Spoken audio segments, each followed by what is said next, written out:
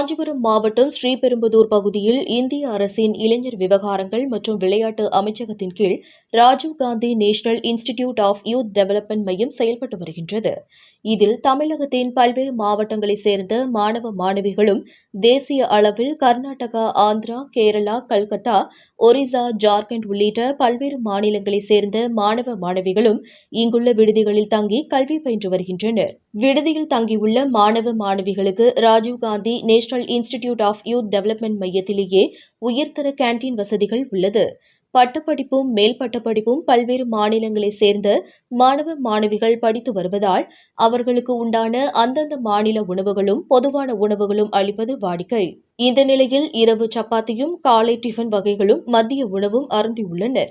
இரவில் இருந்தே பலருக்கு வாந்தி மற்றும் வயிற்றுப்போக்கு ஏற்பட்டுள்ளதாக கூறப்படுகிறது.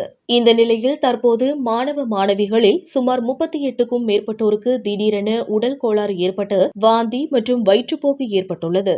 தகவல் அறிந்த நிர்வாகம் உடல்நலக் கோளாறு ஏற்பட்ட மாணவ மாணவிகளை மீட்டு 30க்கும் மேற்பட்டவர்களை ஸ்ரீபெரும்புதூர் அரசு மருத்துவமனைக்கும் மீதமுள்ளவர்களை தண்டலம் பகுதியில் உள்ள தனியார் மருத்துவக் கல்லூரி மருத்துவமனைக்கும் சிகிச்சைக்காக அனுப்பியுள்ளனர்.